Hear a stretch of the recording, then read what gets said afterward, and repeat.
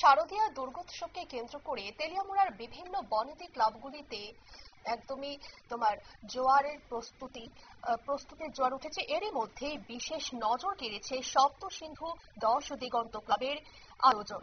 প্রায় 8 লক্ষাধিক টাকার বাজেট নিয়ে এবছর তারা এক অভিনব থিমে নিয়ে মাতৃ আরাধনায় ব্রতী হয়েছে। মৌমাছির আদরে সাজানো হচ্ছে তাদের পুরো মণ্ডপ, যা দর্শনার্থীদের কাছে ভিন্ন স্বাদ এনে দেবে বলে আশা ক্লাব কর্তৃপক্ষের। মণ্ডপের ভেতরে স্থান পাচ্ছে গ্রাম বাংলার নান্দনিক ঝলক, গ্রামের প্রাকৃতিক দৃশ্য এবং ঐতিহ্যবাহী বাংলার আবহ সেখানে সুন্দরভাবে ফুটিয়ে তোলা হবে। ফলে নগর জীবনের কোলাহল পেরিয়ে দর্শনার্থীরা মণ্ডপে ঢুকেই খুঁজে পাবেন একটা ভিন্ন অনুভূতি।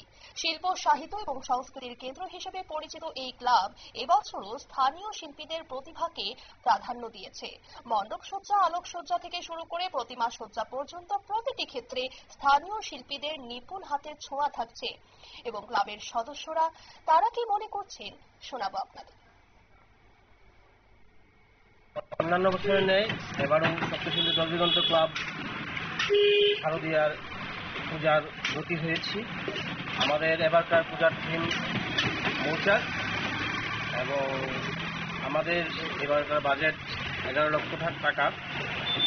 আমরা পূজার 4 দিন সামাজিক কাজের সঙ্গে সম্পূর্ণভাবে সবাই জড়িত থাকবো। বিশেষ করে স্বচ্ছ ভারত, তারপর থাকছে আমাদের নবগুরুদের মধ্যে প্রসাদ বিতরণ, গ্রামবাসীদের মধ্যে প্রসাদ বিতরণ, থাকছে বস্ত্র বিতরণ, আরও বিভিন্ন রকম আমরা সামাজিক কাজ হাতে নিয়ে রেখেছি। তার সঙ্গে রয়েছে প্রতিদিনই ষষ্ঠী থেকে নবমী পর্যন্ত সন্ধ্যা 6:30 থেকে রাত্র 10টা পর্যন্ত সাংস্কৃতিক সন্ধ্যা।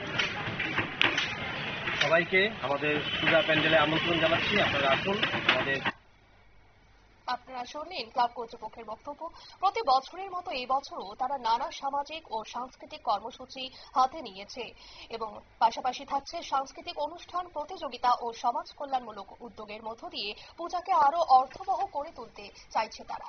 নিয়ে নিচ্ছে ছোট্ট একটি বিজ্ঞাপন বিরতির সঙ্গে থাকুন।